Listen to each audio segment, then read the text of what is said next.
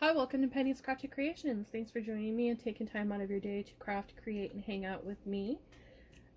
Today I am showing you how to make this notepad. It is a small one. I believe it's a 3.5 by 5, maybe? Yeah, 3.5 by 5. And I used my Cricut to create the word bloom, and then I double offset it. So I did the rose paper one first, and then I enlarged it with the pink. So you can see here, I did the pink paper with the word bloom, and then I went and added the same paper, this one here,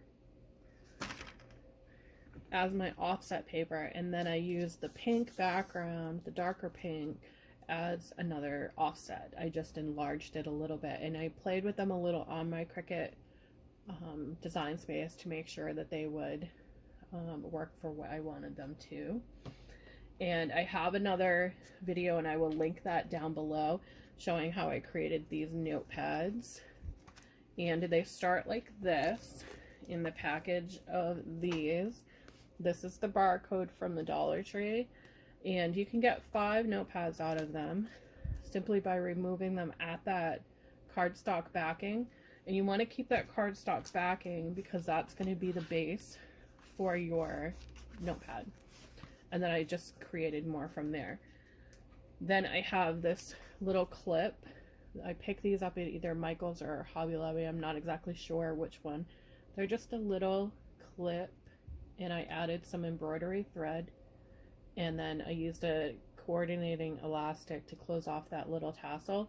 I'm not sure if I want to add something to the top here to dress it up a little bit more, add a little bit more bling to it.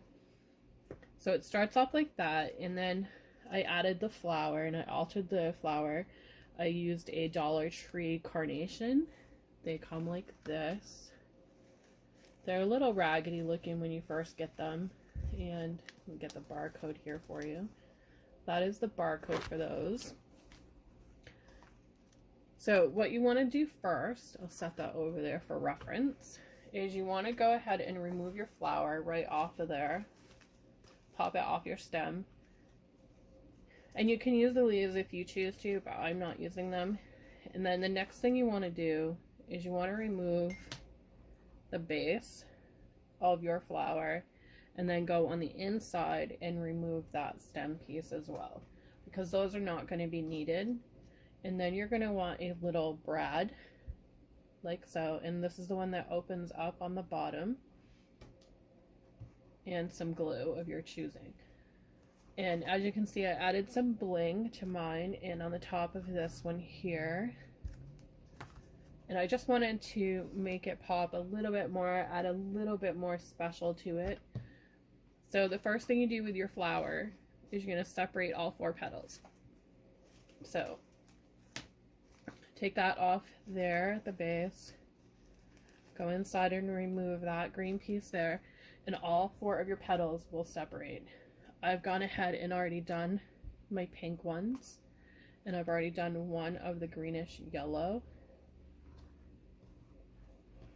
And all I did was I took my Studio G ink and my dauber. I got these, I think, at Hobby Lobby, and it just fits perfectly on the finger. And I'm just dabbing the ink onto my dabber here and holding the petal down, and I'm just dragging it across the petal itself, going back for more ink when I need it.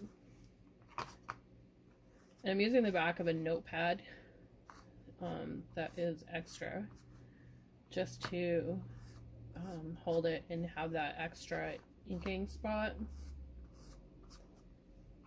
And I'm trying not to use my index finger. I cut a piece of it off yesterday while sewing. It got stuck on a needle and the needle popped through my finger. So I'm trying really hard not to use that finger because it's right on the tip where I injured it. Okay, so we're all set with that. Then we're going to take our brad here, and you're going to start with the yellow on the bottom, then layer it to the pink, go with yellow again, well, green, not yellow, and then end with a pink. And you want to take and you want to pop that brad right through them while you're layering. So just popping it right through there. And then just open your brad, and that's going to hold all your flour together. And then you can just play around with it on how you want it to look. If you want it to be off center so that other color shows through a little, then take your notepad and figure out where you want it on there. And I'm using the Craft Bond from Albers to hold these on, and I'm just applying glue right on the bottom of my flower here and working out a little from that center because I still want movement. So I've got my glue and I'm just going to push it down and then hold it there to make sure that that brad definitely secures to the page. And using this glue, you're able to have time for it to dry so you can move it around a little bit. Then I'm going to place some glue on my brad, my little sparkly gemmy here.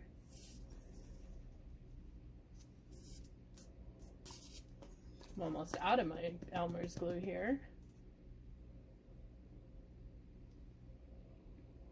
So I've just placed the glue on there, as you can see. Then I'm going to add a little bit more to the center on top of that brad because I want to make sure this is not going to come off. And then I'm just going to push it down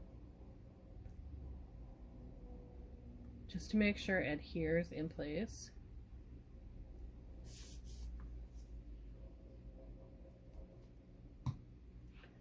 And then I'm going to take some of those Dollar Tree squares here. I think about 4 of them will work.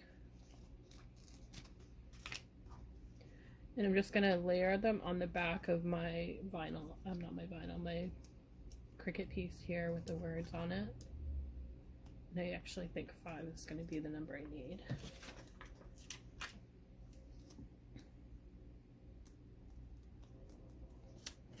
And then I'm going to go ahead and remove those off at the bottom of that paper just by poking. And I'm using this tool here. I think I grabbed it at Dollar Tree. It's got that little spiky end on it. For some reason I cannot find my tatting needle that I usually use to pull these off, but this one seems to work okay. It just lifts right into that paper and pulls it off sometimes. There we go.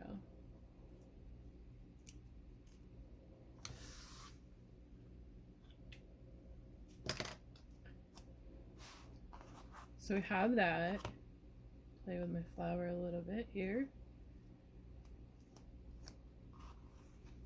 So I'm going to tuck this word underneath the flower just a little bit because I don't want this piece here to affect that when I'm putting it together, when you want to move it around and whatnot, and making sure I didn't get any of the petals in there. And the glue is still drying here, so the flower center is still movable. So if you don't like where it's at, you can move it around. And then I have this little gemmy here. I'm going to take that same glue and I'm just going to apply it to the top of this the back of this gemmy. And then I have it on the top of the L. So I'm just going to drop that down.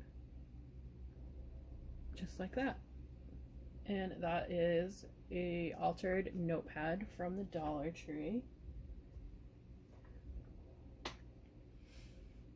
And I will link in the description box the original on how I created the notepad blanks. I believe I have a video on here. If not, then I will create a video and link it.